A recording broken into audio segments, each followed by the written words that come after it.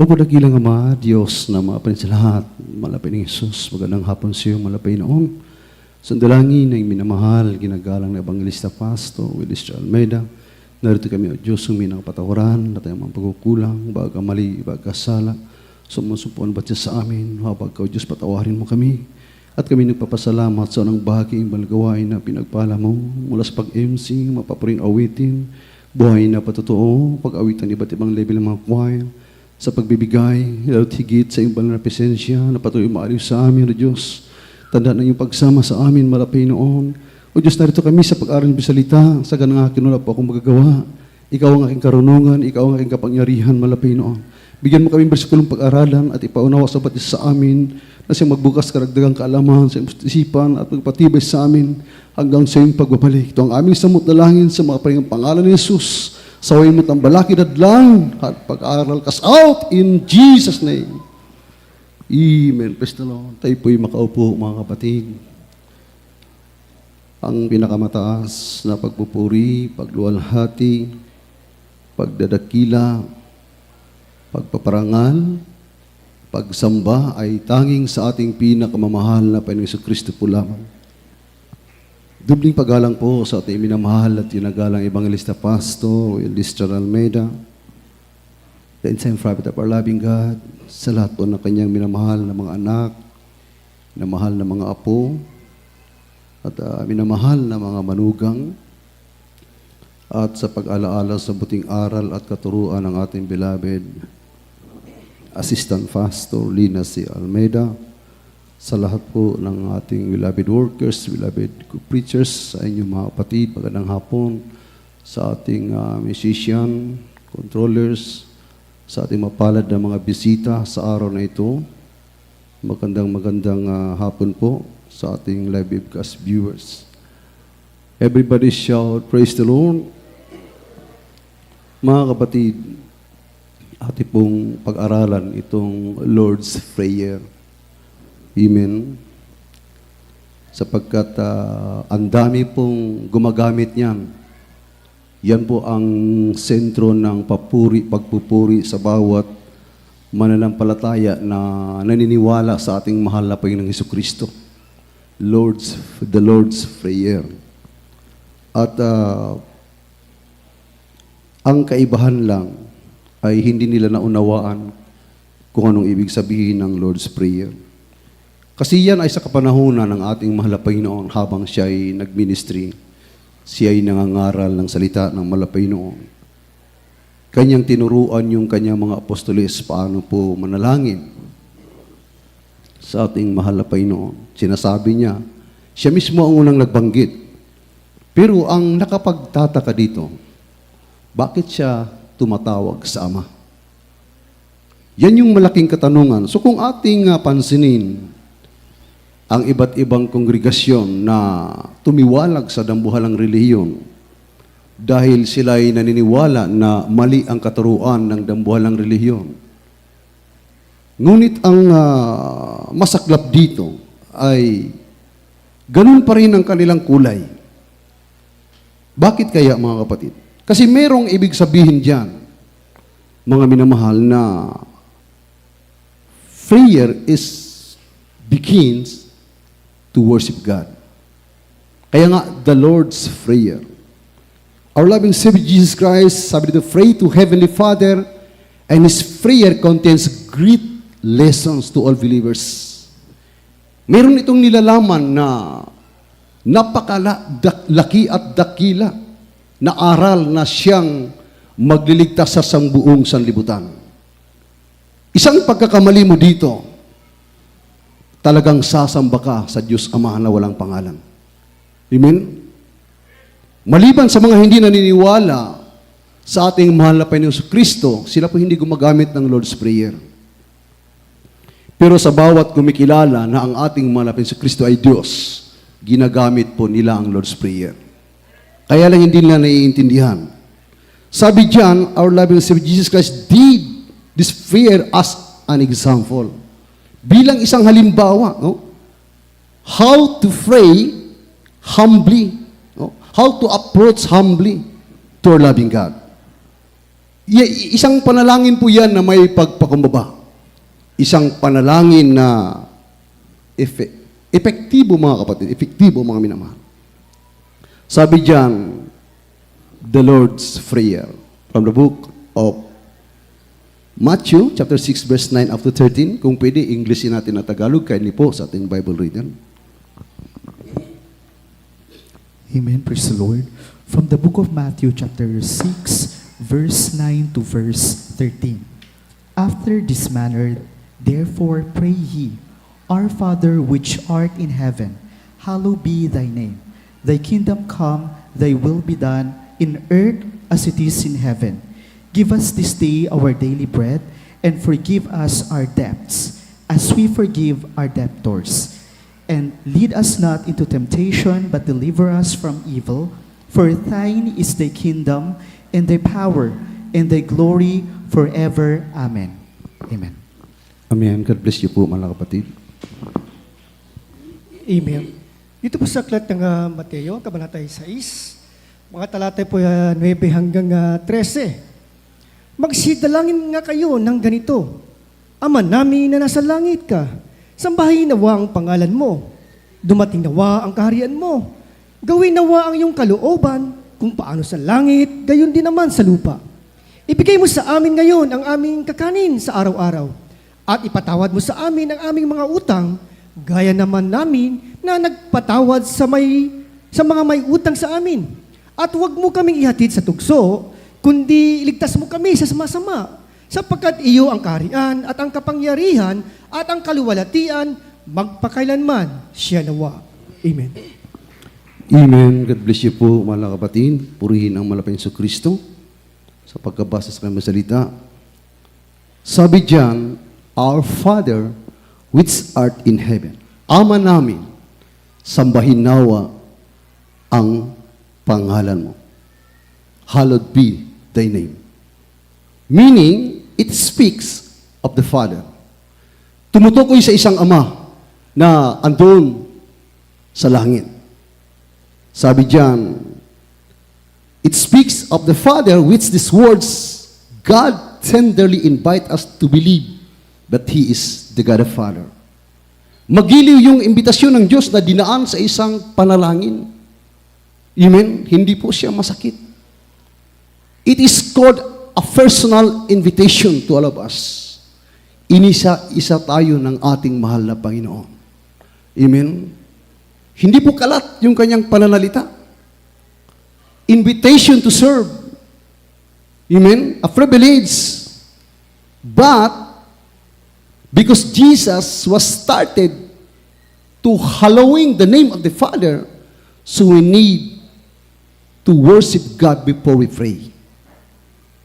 Bago ka pala manalangin, maglingkod ka muna sa totoong Diyos.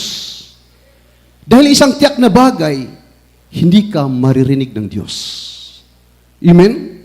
Our Father which art in heaven, hallowed be thy name. Jesus started on his prayer through worshiping God, hallowing God the Father. Our Father which art in heaven, hallowed be thy name. Bago siya nanalangin, siya po'y naglingkod sa Diyos. Ito yung kadahilanan na ang iba ay kung paano sila umalis sa kanilang pinanggalingan, ganun pa rin ang kanilang buhay. Although iba lang ang titulo. Bakit? Dahil hindi nila niluwalhati ang Diyos. Ibig sabihin ng worshiping God, pagkilala, acknowledging the power of God which art in heaven, ang siyang tanging nag-iisang manlilikha sa buong langit at lupa. Nag-iisang manlilikha. Kilalanin mo muna ang totoong Diyos bago ka maging anak ng Diyos. Bago ka lumaing sa Diyos at bago ka makilala ng Diyos at bago ka magiging isang anak ng Diyos. Amen? Napakalinaw niyan. Our Father which art in heaven, Ama namin nasa langit, sambahin nawa ang pangalan mo. The name, hallowed be the name, that is a question mark. Sa lahat ng mga tao. Kasi maraming nalito diyan. Bakit kaya siya nagsasabing, sambahin nawa ang pangalan mo? Hindi na, sino bang pangalan ng Ama? Darating tayo diyan mamaya. Sabi diyan, but the fact that He is in heaven, our Father which art in heaven, sabi diyan mga kapatid ko, that is remind us of His distance to His creatures. Yan po'y nagpapaalala na ang tao ay malayo sa Diyos. At kung hindi mo makilala na siya ang tunay na Diyos, kailanman hindi ka rin makilala ng Diyos. Amen? Which art in heaven, that is the distance of God from us. Kaya kailangan nating alamin. Kaya marami pong nalilihis sa paglilingkod. Dahil mayroong proper procedures of serving God. Meron siyang tamang proseso kung paano mo kilalanin ang Diyos at kung paano mo paglilingkuran ang Diyos. Kaya sabi dito mga kapatid, paano tayo makalapit sa Diyos? Na sinabi ng ating mahal na Panginoon, our Father which art in heaven, napakalayo ng Diyos. Basahin natin, sundan natin mga kapatid ko, nabasa na pa namin naman, i-verse to verse ko lang. Sabi diyan, Thy kingdom come. Ama namin na sa langit, sambahin nawa ang pangalan mo. Sa 10, dumating nawa ang kaharian mo. It speaks of the future. Ito'y tumutukoy sa darating na pangako ng Diyos. Mga kapatid, sabi diyan mga minamahal, tumutukoy po ito sa hinaharap ng tao. Dahil tayo'y pag-alagala sa sanlibutan, hindi natin alam ang bawat hakbang mo na panganib pala yan, maaaring ikapapahamak mo. Amen? Kaya nga mayroon nakasulat sa Psalms na the step of the good man is ordered by the Lord. So we are considered as a good man. Kasi we belong to the true ministry of God, Church of God. Tayo mga anak ng Diyos. Ibig sabihin yung hakbang natin ay under the guidance of our loving Savior Jesus Christ. Nasa patnubay ng mahal na Panginoon. Ang sabi diyan, meaning it speaks of the future. Mga kapatid. Sabi diyan, Thy kingdom come, Thy will be done. Ibig sabihin mga kapatid ko, Jesus will set His church on earth. Darating ang kanyang tunay na iglesia sa ibabaw ng lupa. Darating. Thy kingdom come. Sabi niya mga kapatid ko, His kingdom will set up here on earth and rule, sabi diyan, Thy will be done. Ruled by Jesus and His saints. Ito'y pangungunahan ng ating mahal na Panginoong Kristo at ng lahat ng kanyang mga banal. Sino ito? Ikaw. Banal ka, you are a good man. And your every step is under the guidance of our loving Savior Jesus Christ. Amen? Sabi diyan mga kapatid, His church, He will rule His church and His saints and govern through His commandments, by His word, by the Holy Bible. Ito po yun mga kapatid. Kaya sa lahat ng tumatanggap dito mga kapatid, sabi niya, I will build, set up here on earth His church and ruled by His commandments, mga kapatid, meaning to build His anointing church and convert the heart of His enemies. We belong before us, we are considered before us the enemies of God because we are under the bondage, the chains of sin. Balo tayo, kinakadinahan tayo ng kasalanan. Kabilang ka sa kaaway ng Diyos. Amen? Kaya sabi dito, itatayo niya ang kanyang iglesia that thy will be done na pangungunahan ng kanyang itinalaga, unang-una na ang ating malapit sa Kristo. Kaya nga, walang ibang nakabandera dyan. The Jesus Church. Siya ang ulo nito. And we are the body of the church. Amen?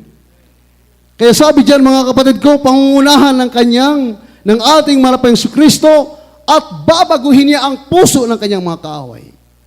Mga minamahal. Why? Bakit? Bakit kailangan ng ating mahal na Panginoon na babaguhin ang puso ng kanyang mga kaaway? Bakit kailangan italaga ang tunay na iglesia sa lupang ito? Sapagkat maraming naligaw. Maraming naligaw. Maraming sumasamba sa Diyos Ama. Pero hindi nila nakilala kung sino nga ba ang Diyos Ama. Kaya kung titingnan mo ang kanilang buhay na puno ng karamdaman, hanggang sila'y tumiwalag sa dalambuhalang na kanilang kinagigisnan, ganun pa rin ang kanilang buhay. Sa kakaunting sakuna, sa kakaunting karamdaman, na sila'y tumatawag sa Diyos, nagsasabi, sila'y nasa katotohanan at nagbibilang ng taon-taong-taon sa kanilang paglilingkod. Sa isang konting karamdaman, tatakbo ka sa ospital. Amen? Bakit? Dahil hindi nga nila nakikilala ang totoong Diyos. At hindi ka rin kilala ng totoong Diyos. Kasi mag-uumpisa nga ang pananalaang ang paglilingkod. Mag-uumpisa nga ito sa tamang paglilingkod. Kagaya natin, mga kapatid, ang iba sa atin, hindi marunong manalangin dati. Ang iba naman, marunong lang manalangin. Pero ang tanong, sinagot ka ba? Tinugon ka ba ng Panginoon noon? Hindi. Kasi nasa karamdaman ka pa rin. Nasa bisyo ka pa rin. Pero nung lumapit ka sa Diyos, hindi ka nanalangin. Nung ipaunawa sa'yo ang tamang bautismo, nung tinanggap mo, pinaunlakan mo, saka ka pa lang marunong manalangin. Diyan ka pa lang dinirinig ng ating mahal na Panginoon. Bakit? Dahil nag-umpisa kang sumamba sa Diyos. Kagaya ng ating mga bisita, nakaupo ka ngayon, isang tiyak na bagay na hindi ka marunong manalangin. Pero ang unang ginawa mo, sumabay ka sa pananambahang ito. Naninibago ka, ano kayang ginagawa nila? At doon pa lang sumasamba ka na sa Diyos. Pagkatapos ng bautismuhan, kung may karamdaman ka, dahil sumasamba ka sa Diyos, pinapatanggap ka, magsisi ka, pagkatapos ng bautismo, pagagalingin ka. Dahil ang kagalingan ay mangunguna muna ang kapatawaran bago ka pagalingin. Excuse me.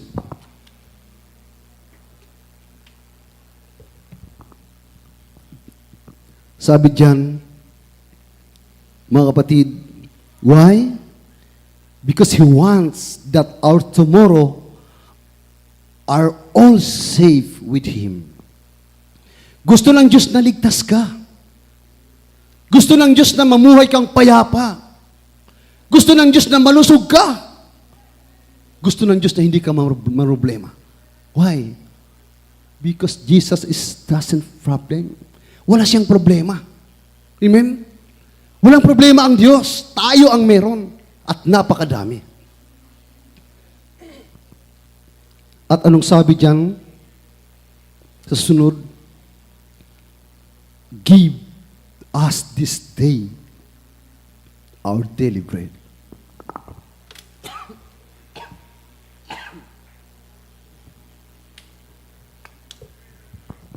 Ibigay mo sa amin ang aming kakanin sa araw-araw. It speaks of physical and spiritual need. Yun ang hinahanap ng tao. Kaya ka mag-aral, magtapos, pumasa sa board exam, anong uri ng license yan, mga kapatid, para gumanda ang buhay mo. Actually, that is a big discrimination sa mga tao. Dahil di naman tayo inutusang mag-aral. Inutusan tayong magbungkal ng lupa. Amen? Huwag ka lang mag-mining. Masira yung environment natin. Amen? Everybody shout, praise the Lord. Give us today our daily bread speaks about physical and spiritual needs. Kung may karamdaman ka, that is works as invitation of God to you. Gumagana yung karamdaman sa katawan natin because we have our enemies. Itong katawan may kalaban ito. karamdaman, sakuna, kamatayan, yung kalaban ng katawan natin. Amen?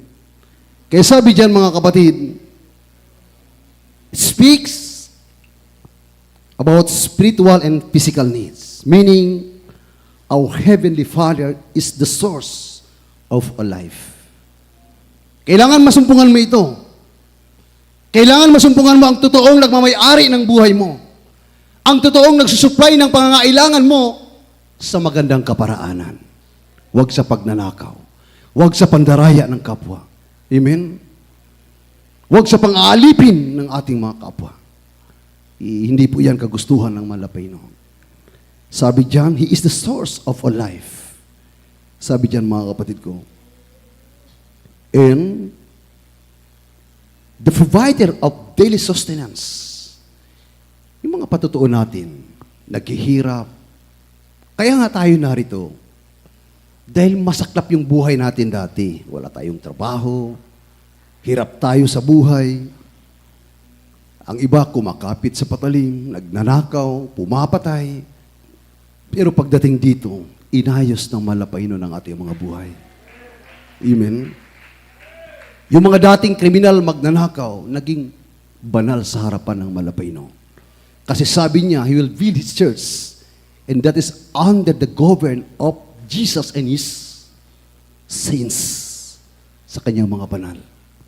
So pag nandito ka, banal ka, mga kapatid. Kahit sa labas ka, kasi bautismado ka sa banal na pangalan ng malapayno. The breadwinners and the Redeemer, siya po. So, bilang parte sa ating katawan, so we need to rely in God first. Huwag sa ating sariling kakayahan. Why? Kasi sabi ko, we have an enemies. Meron tayong kaaway, and we cannot defeat the enemies through our achievements, through your profession. Kung kahit anong mga lisensyadong profession yan, mga kapatid ko, hindi mo kayang daigin si Satanas dyan. You need to rely on God's power. Kailangan mo pa rin sumandal sa kapangyarihan ng Diyos. Kahit magbibilang ka ng libo-libong salapi, magbibilang ka ng iba't mandaming kayamanan, you cannot defeat Satan on this kind of, sabi dyan, wealth, kayamanan. Even the abilities of this world. Kahit gaano ka pa kagaling, we are still a loser. Amen? Talunan pa rin tayo, mga minamahal. Kaya sabi diyan, mga kapatid ko, forgive us our debts. Saan nakalagay diyan? Sa ibigay mo sa amin, sa Diyos, ipatawad mo sa amin ang aming mga utang. Ibig sabihin, it speaks of forgiveness. Why? Bakit tumutukoy sa pagpapatawad? Kasi yung kanyang iglesia ay pangungunahan ng Diyos. Pangungunahan niya at ng kanyang mga banal. Hindi ka pwede tawaging banal kung hindi ka arrogante ka, hindi ka pwedeng magpatawad. Amen? So, escapable ka sa sa heaven. Doon ka itatalaga sa apoy. Kaya sabi diyan, mga kapatid ko, it speak of forgiveness, meaning we are called to love each other. Amen? Galing tayo sa magulong buhay. Dinala ka ng Diyos dito upang matutok ang umibig, unang-una sa Diyos at sa iyong kapwa. Kahit sa ibang tao, sa hindi mananampalataya. Hindi pwedeng umibig ka sa Diyos na hindi mo nakikita, tapos hindi ka marunong umibig sa iyong katabi. Amen? Magiging sinungaling po tayo. Yun ang ibig sabihin, minmahal. Sabi diyan, we are called to love each other, to forgive others of their transgressions. Magpatawaran tayo. Connected lahat eh. Tinuturo lahat. Kasi ang panalangin ito is work as a foundation. Diyan sa... Kasi sabi dito, tinawag tayong magpatawa dahil una nang nagpatawad sa atin ang Diyos. Kaya ka nagpatotoo, pinagaling ka, pinagpala ka ng Diyos. Nakaka-bless nga yung patotoo kanina eh. Talagang overwhelmed of blessings. ang ating beloved sister Micah Pelusan, overwhelmed of blessings. Anong ibig kong sabihin? May nakalimutan siya. Ano? Yung pagtawag ng Diyos sa kanya, isa siyang demon possessed. Hindi niya nabanggit. Amen? Yun yung major doon. Kung ibang natanggap natin, that is a consolation prize. Amen? Tingnan mo ang himala ng ating malapay noon. Ibig sabihin, mga kapatid, grabing kagalakan natin. Makatanggap tayo ng ayuda galing sa pamahalaan 3,000 lang. Grabe, talon-talon ka sa saya. Amen? Wag ganun.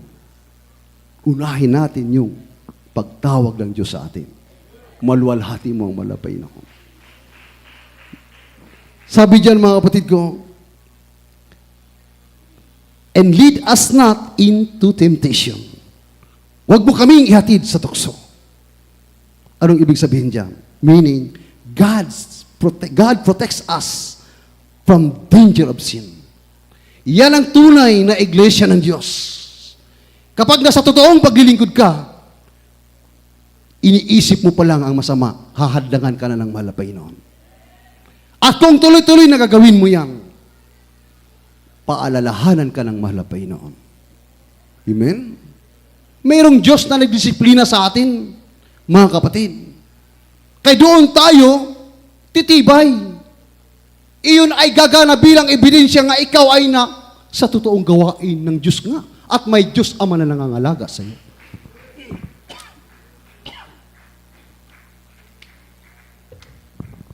Kaya, dapat kang magalak. Sabi diyan, God protects us from danger of sin. That's why Jesus taught us to pray.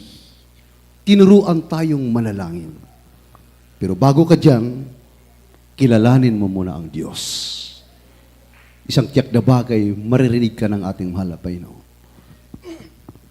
Sabi diyan, bakit tinuruan tayo ng Diyos manalangin?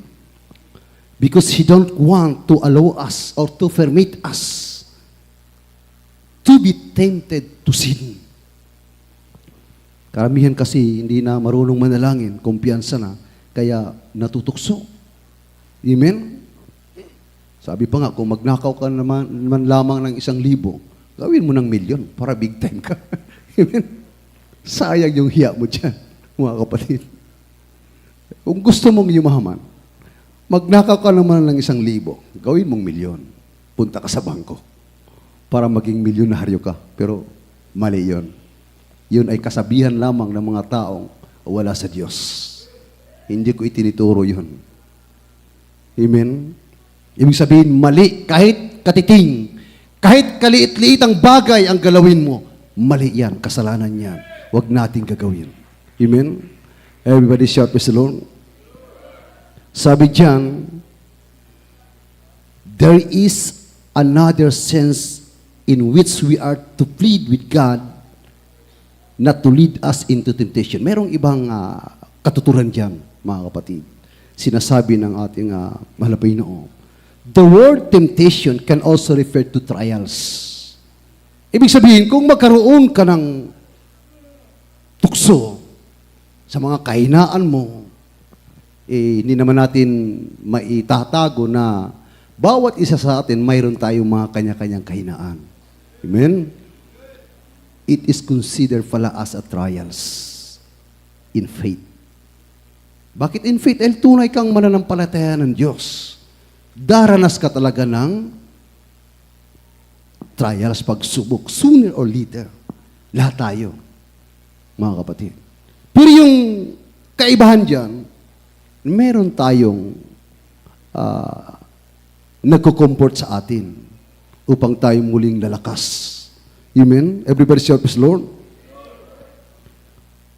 Dito mga mahal, the word deliver us from evil. Diyan tayo. Andiyan na ba tayo mga kapatid? Oh, deliver us from evil. The word deliver us from evil, it has a threefold acknowledgement.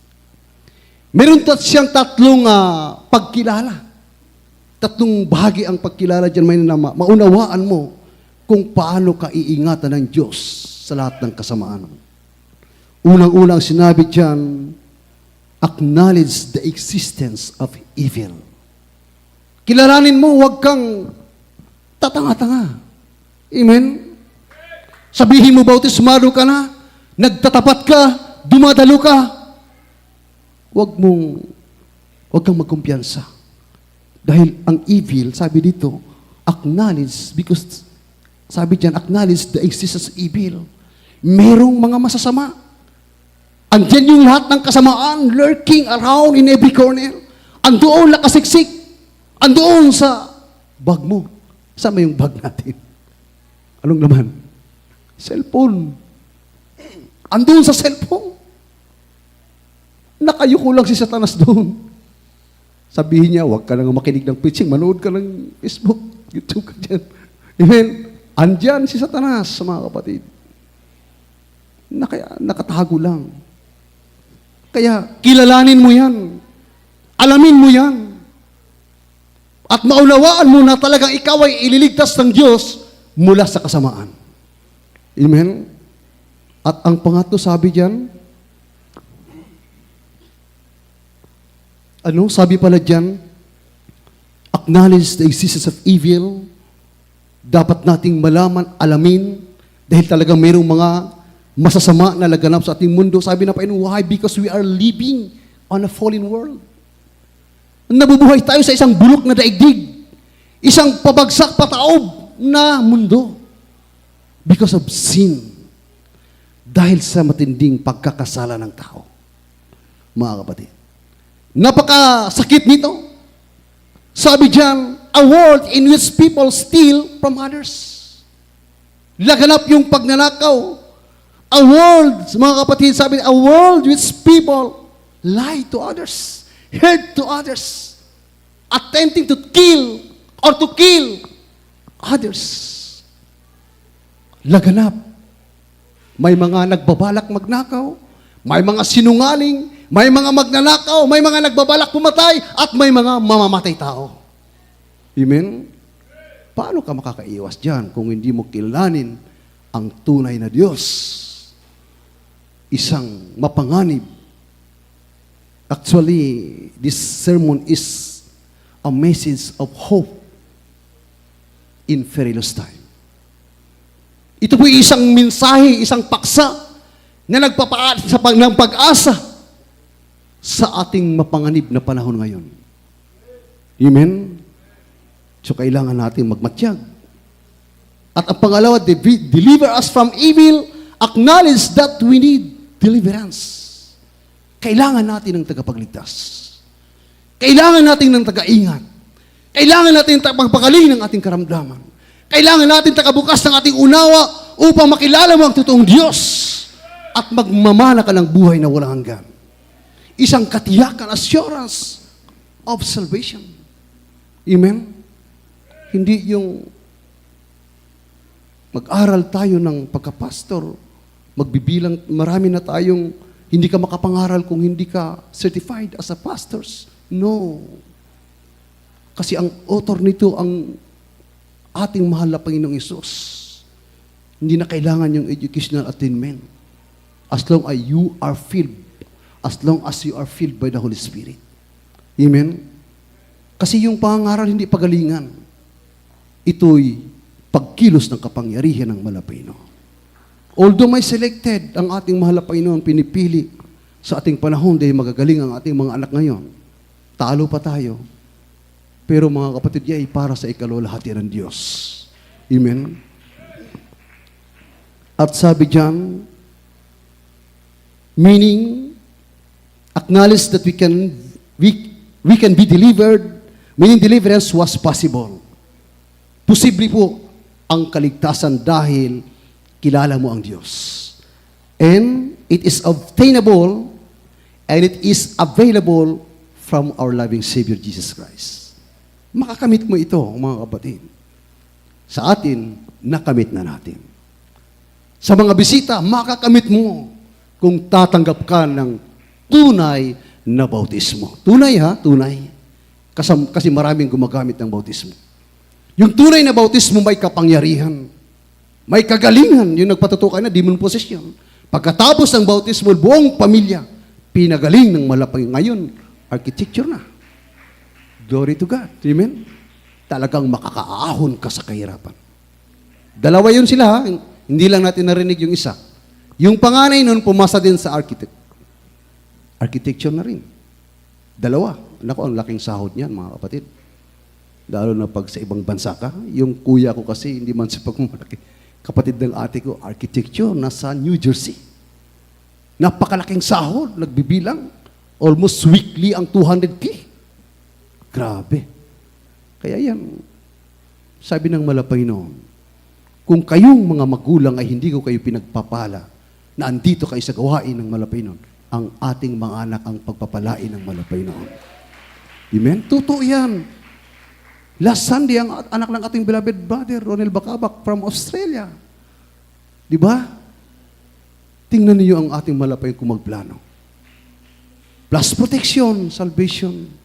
Di natin mabayaran yan. Sabi diyan, it is obtainable. Kaya mo itong angkinin sa pamagitan ng kapangyarihan ng Diyos. Hallelujah. Kahit tayo naghihirap, ay mahal, hindi ka mabibigo, hindi ka mga kapatid babagsak, sapagkat may Diyos ka na kinikilala, Diyos ka Ama, at kilala ka rin ng Diyos. Napakagandang pangako. Napakagandang panalangin. Itinuturo ng totoong Diyos, mga kapatid. Sino nagmamala niyan? Sino ba na nagsasabi sa katotohanan? Hindi! Ikaw! Ako! Ikaw! Na nakaupo! Na nagluwalhati sa Diyos! Kaya dapat tayong magtiwala sa Diyos. Sabi ng ating mahal na Panginoon, for thine is the kingdom and the power and the glory forever and ever. It speaks about eternity. Tumutukoy po ito sa walang hanggang buhay. Yan ang pagdadalhan ng Diyos sa atin. Yan ang itinuturo sa atin. Isang katiyakan, kaligtasan, kagalakan, walang hanggan. Ang langit tumutukoy sa walang hanggang kasiyahan, kagalakan, mga kapatid. Walang hanggang kapayapaan, mga kapatid. Yan ang langit.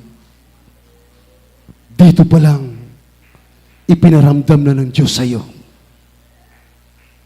Kahit mapanganib ang ating palibot, payapa kang lumakad, payapa kang sumalaw, payapa kang magpapori sa Diyos. Hallelujah. Kahit gabi, uminite prayer, tayo dumadalangin, tayo umaawit, nagpapori, buong kagalakan. Maparangalan lang natin ang Diyos na buhay. Sabi diyan, mga minamahal, it speak eternity. Meaning our loving Father is eternal. Walang hanggan ang ating malapay na. Kaya nga yung kanina, the will be done speak about future. He wants to secure our life, not only our physical body, but the most important thing is our souls. Because we have two appointments from God. Mula sa Diyos, either heaven or destruction. Sa hawak ng Diyos yan. Kaya kailangan natin magmatyag, sabi diyan, therefore, He is concerned about where we will spend our eternity. Saan ba ang gusto natin? Bakit ayaw nating dumalo ng 3 beses sa isang linggo? Sabi ng Panginoon, ipinapanalangin ng mga pastor, sabi ng ating mga pastor na ang rapture ay sa araw ng gawain. Kung wala tayo sa 3 gawain yan, paano ka aani ng kagalakan? Sabi dito, God is concerned about where we will spend our eternity. Saan ba ang gusto natin na walang hanggan? Sa apoy o sa langit? Siyempre sa langit, mga kapatid. Ito nga nagdaang El Nino, lahat tayo, pay, ginaganyan yung mga damit. Dahil sa sobrang init. Dito mabigyan pa natin ng solusyon yan. May mga electric fan, may mga aircon. Pero sa walang hanggang kapahamakan, hindi gagana ang aircon doon. Amen? Kaya sabi diyan, who is Heavenly Father? Sino yung Diyos Ama na tinitingalaan ng ating malapayno? Kaya nilang sa ating Bible read here, John chapter 14 verse 7 up to 10. Amen. Praise the Lord. From the book of John chapter 14, verse 7 to verse 10. If he had known me, he should have known my Father also. And from henceforth he know him, and have seen him. Philip said unto him, Lord, show us the Father, and it sufficeth us. Jesus said unto him, Have I been long time with you, and yet hast thou not known me, Philip? He hath seen me, hath seen the Father. And how sayest thou then, Show us the Father? Believest thou not that I am in the Father, and the Father in me? The word that I speak unto you, I speak not myself, but the Father that dwelleth in me, he doeth the works. Amen. Amen. God bless you po, mahal na kapatid. Amen. Dito po sa aklat ng 1, Kabanataya 14, mga talatay po 7 hanggang 10, mga minamahal. Praise the Lord po. Hindi ka baga, praise the Lord, dito minamahal sa 7, kung ako'y nangakilala ninyo, ay mangakikilala ninyo ang aking Ama.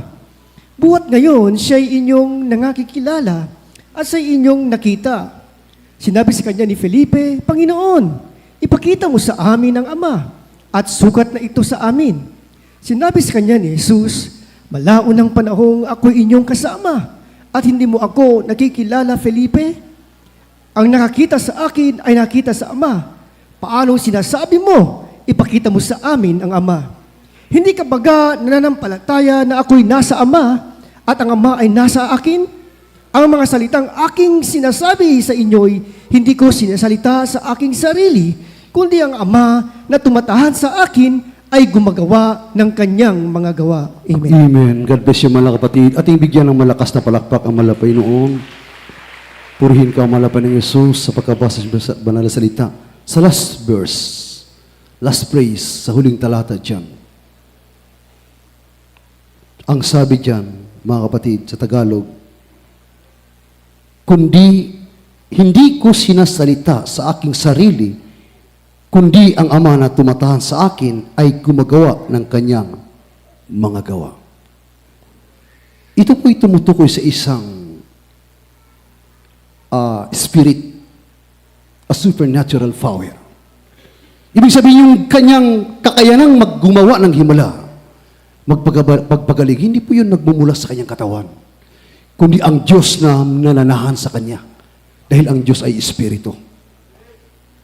Nagsasalita siya ng saganang kanya as a human form, bilang tao na sa laman. Hindi siya Diyos. Pero nung banggitin niya, ang lahat ng sinasabi ko at ginagawa ko ay siyang gawa ng Ama na tumatahan sa akin. Siya ang Diyos Ama. Amen? Diyos na sa Espiritu at katotohanan. Kaya maraming nalilito. Kaya maraming dalangin na hindi napakikinggan. Maraming karamdaman na hindi gumagaling. Dahil ang tingin nila sa ating mga Panginoon sa Kristo ay iisang tao lamang. Hindi siya Diyos. Kaya diyan po tayo nagkakaroon ng malaking kalituhan. Sapagkat ang tamang bautismo ay ito po'y nag-iinganyo ng Banal na Espiritu Santo. Sabi diyan, may mahal, si Felipe nagtanong, Panginoon, saan ang Ama? Pwede bang ipakita mo sa amin? Anong sabi ng malapay nun? Felipe, ang tagal mo nang kasama ako, hindi mo nakikita ang Ama? Sabi niya, kasi sapat na daw sa kanya. Sabi niya, ang nakakita sa akin ay nakakita sa Ama. Yung prangkahang salita ng Diyos, na siya ang Diyos, hindi yun bilang naman nagsalita siya ganon. Kundi Diyos mismo nagpahayag kay Felipe. Kaya ito ayaw matanggap ng iba eh. Ayaw nilang matanggap, mabigat sa kanilang kalooban. Ngayon, ang pangalan ng Amang yan Last verse natin, Acts chapter 4, verse 12. From the book of Acts chapter 4, verse 12. Neither is there salvation in other, for there is none other name under heaven given among men, whereby we must be saved. Amen. Amen. God bless you po, mahal na kapatid. Dito po sa aklat ng mga gawa, kabanatay 4, talata po ay 12. At sa kanino mang iba ay walang kaligtasan, sapagkat walang ibang pangalan sa silong ng langit na ibinigay sa mga tao na sukat nating ikaligtas. Amen. Ating palapakan ang mahal na Panginoon. Purihin ka, O Diyos. Hallelujah. Walang ibang pangalan na sukat ay kaligtas ng tao. Kaninong pangalan yan? Sa ating mahal na Panginoong Kristo, mga kapatid. Father's name, John 17:6, talon mo sa 26. Father's name is Jesus. Son's pangalan ng anak, Matthew 1:21 ay Jesus. Pangalan ng Espiritu Santo, John chapter 14, verse 26. Jesus. At ang magbabautismo sa atin ng banal na Espiritu Santo, sabi John 1, verses 32 and 33, Jesus pa rin. So siya ang nag-iisang Diyos. The great God and Savior. Malito ba sila? Parang hindi. Pag nalaman mo ang katotohanan, napakadiretso ng ilaw na isa lang ang Diyos, walang ibang Diyos. Sabi ng Pilipos 2:10, lahat ng tuhod sa langit, sa silong ng langit, sa ibabaw ng lupa, sa ilalim ng lupa, luluhod sa pangalan ni Jesus. Napakalinaw, mga kapatid. The Lord's Prayer teach us to pray with an attitude of faith. Amen? In God's power. Hindi mo makamit ang kapangyarihan ng Diyos. Hindi mo makamit ang tamang pananampalataya kung hindi mo kilala ang Diyos. Kung hindi ka kilala ng Diyos, kailangan mag-umpisa ka sa paglilingkod sa Diyos. Kailangan mag-umpisa ka sa pagdalo sa Diyos at tuloy-tuloy at marunong ka pagkatapos mong gumaling, pagdating mo sa tahanan, bakit lumuhod ka? Bakit tumawag ka sa Diyos? Bakit binukas mong bibig mo? Bakit dumalangin ka? Dahil kilala ka na ng Diyos at nakikilala ka rin ng Diyos at kilala mo rin ang Diyos. Marunong ka ng manalangin. Simple lang. At anak ka na ng Diyos. Amen? Kaya anong gawin natin? Mga kapatid, yung Acts 2:38, tamang bautismo yun. Siyempre, exalt the name of the Lord. Amen? Imantala natin. Patuloy natin ibandira ang pangalan ng Malapainon. Kung hindi ka marunong mangaral, awitin mo ang no other name. Awitin natin, mga kapatid, kayo sa ating mga asis, mga kapatid. Sa magitan ng awiting yan, maparangalan mo ang Diyos. Mapasalamatan mo ang Diyos.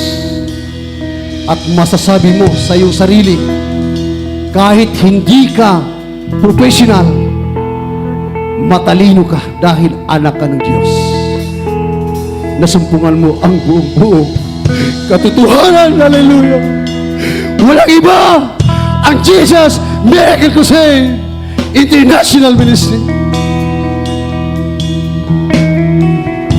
His name is exalted far above the earth. His name is high above the heavens. His name is exalted far above the earth.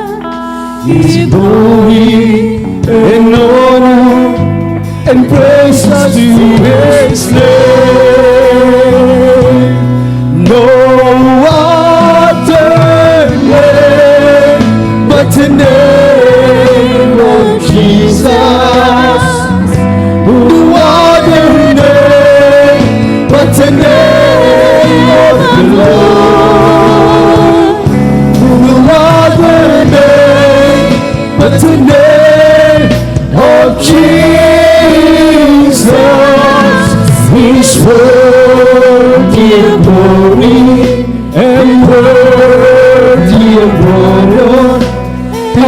worthy of power and of praise.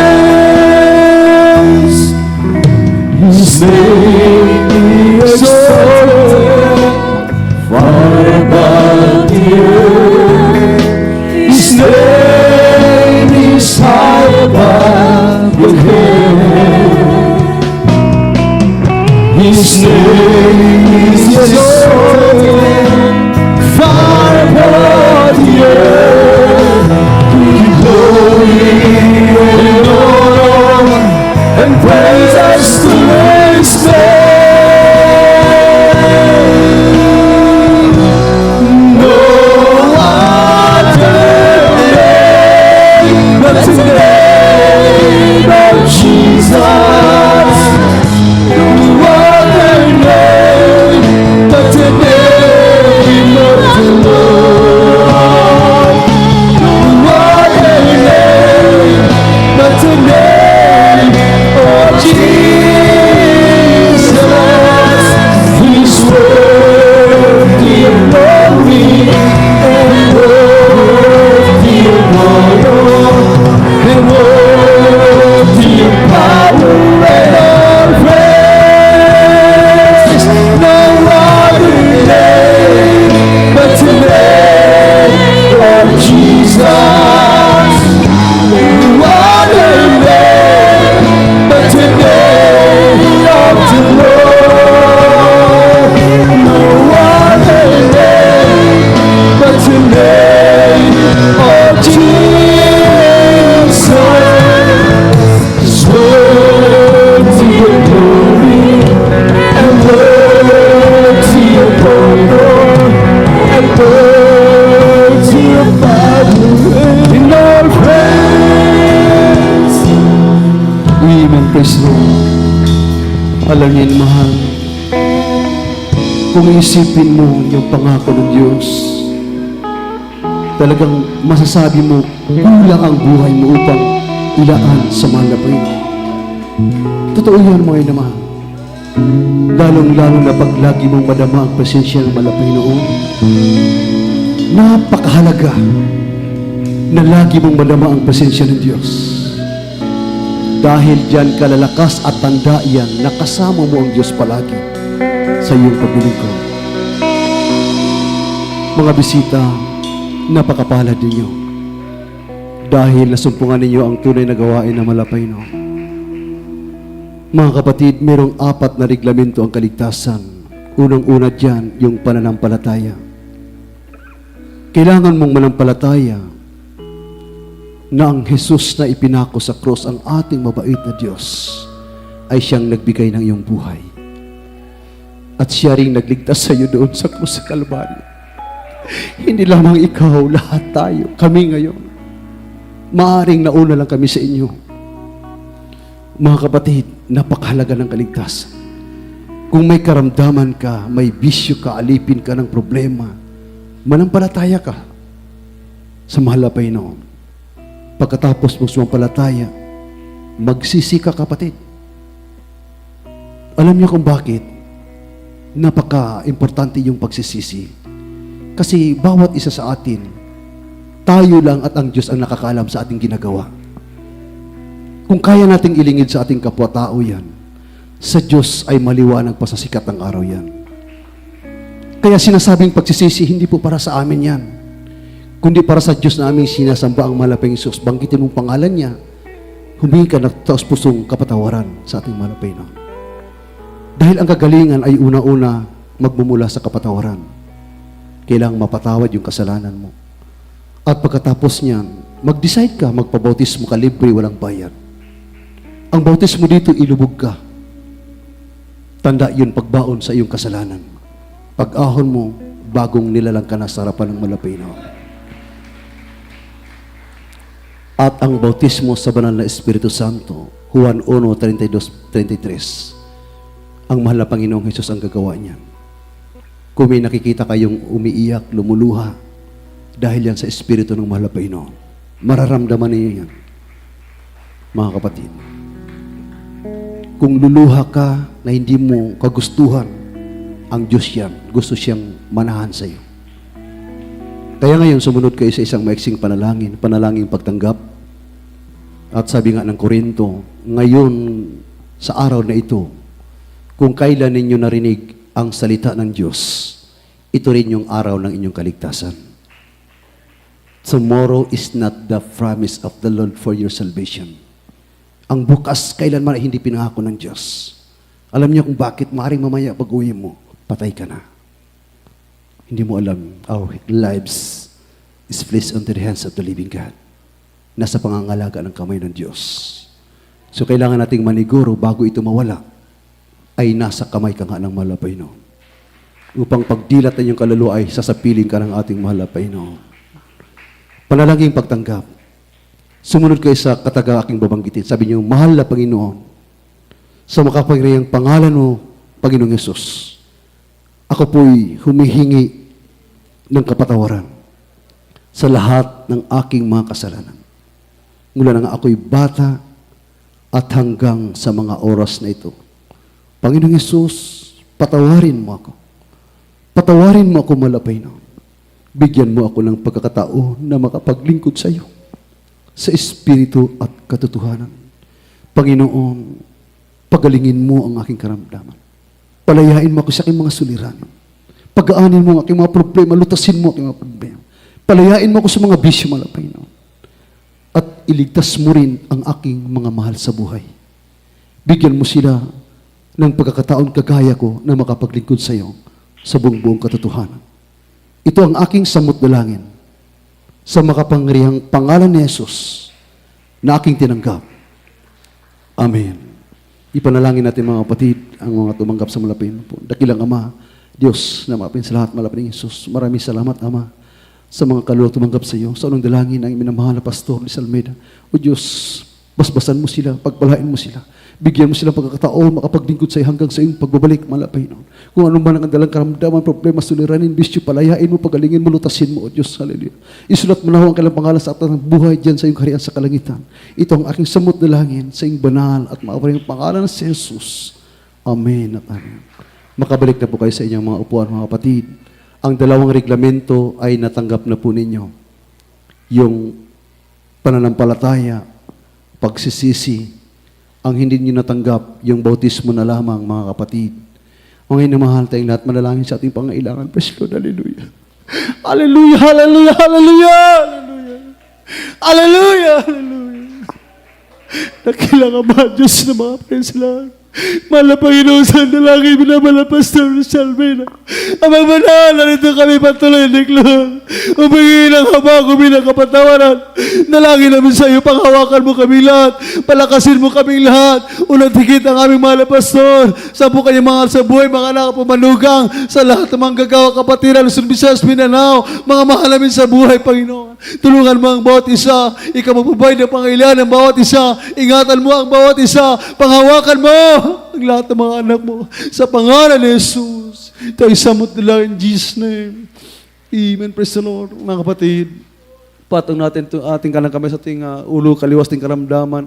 Sa ating live broadcast viewers, ang ating kanang kamay sa ating mga ulo, sa ating gadget receivers, ang kaliwas ating karamdaman, isipin natin ang propeta ng Diyos na naglihan sa ating may mahal, na siyang dinadaluyan ng kapangyarihan ng malapay noon. Dakilang ang mga Diyos na mapin sa lahat. Sa iyong mga parehang pangalan ng Panginoong Jesus, ang dalangin ng minamahal Pastor Luis Almeida, sa pangalan ni Jesus, aming sinasaway, lahat ng karamdaman, leukemia, cancer, diabetes, sukulisim, high blood, cast out, yung makapalas, cast out by Jesus began, open the Spirit, by in glory, cast out, depart from us, be healed in Jesus' name, be healed in Jesus' name, be healed in Jesus' name.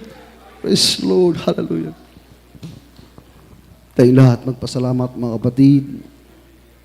Tanda ng ating pagpapasalamat sa malapay noon. Tayo minamahal, talon tayo 3 beses bilang pasalamat sa Diyos. Praise the Lord. Sigaw tayo, hallelujah, praise the Lord. Hallelujah, praise the Lord. Hallelujah, praise the Lord. Hallelujah, praise the Lord. Sabi natin, I love you, there's Jesus. I love you, there's Jesus. I love you, there's Jesus. All the praises, glory, and honor be to our loving Savior, Jesus Christ. At salamat sa malapay noon, may namahal. At tuloy-tuloy po tayo sa mga kapatid. Dadako tayo sa ating special offering. Nais ko lang po ipaalala sa inyo, mga kapatid, this coming June 28, kundi ako nagkamali, that is the exact date sa birthday ng ating mahal na pastor. So, hindi natin alam kung kailan ipagdiriwang, pero ang ating banal na gawain ay kukuha tayo ng ating special love offering.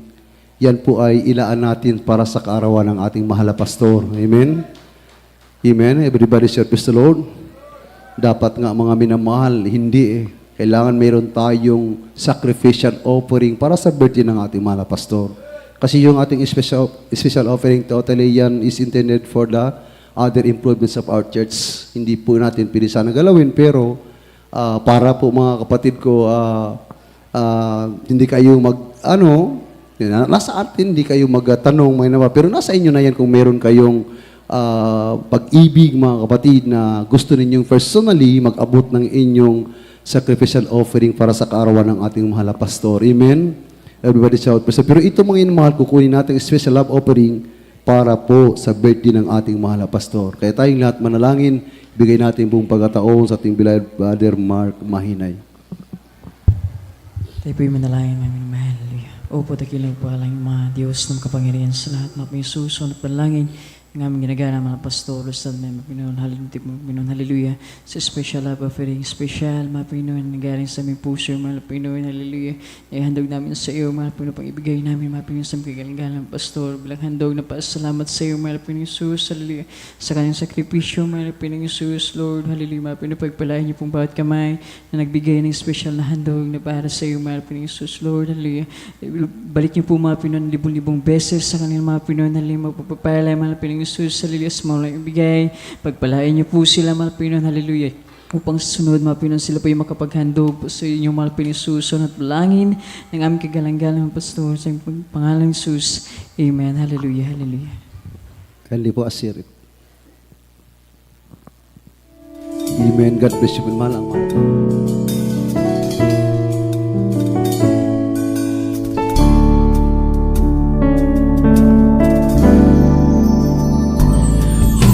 Diyos, kitang sasambahin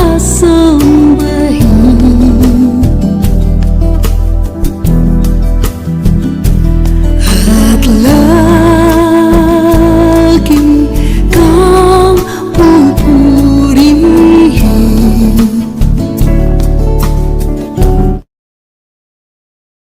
Ang ating schedule, mga kapatid.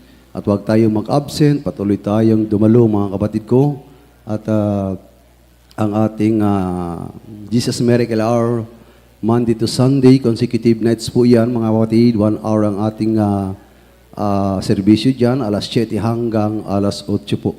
Paki-like po at paki-share, mga kapatid ko. Suportahan natin para po sa ikaluwalhati ng ating Panginoon through YouTube or social media, ay makapagpalaganap tayo ng salita ng Diyos. Amen? Everybody shout, praise the Lord.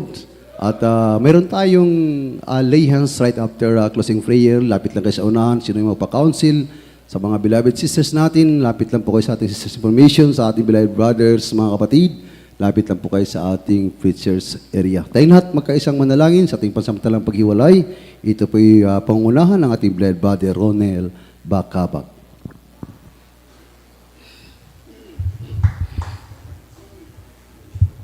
Praise the Lord. Tayo manalangin manunan.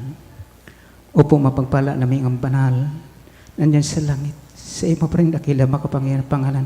Pinakamamahal na pang Isus.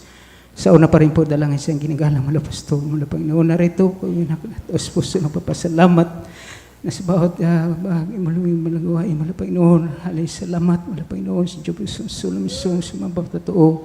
Agit pa rin mala Panginoon, hali sa amin na pakinggan, banal na salita, nabigyan kalaman, karunungan, mala Panginoon, walakas sa aming paglilingkod, mala Panginoon.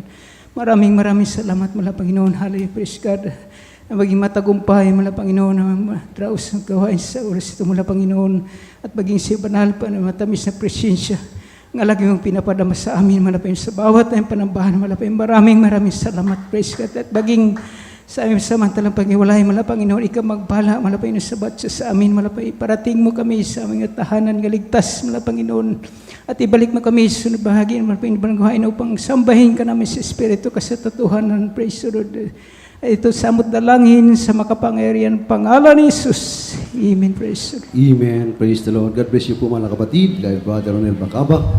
And we love you so much for my beloved brethren, but our loving Savior Jesus Christ loves us more. Good afternoon and God bless us all.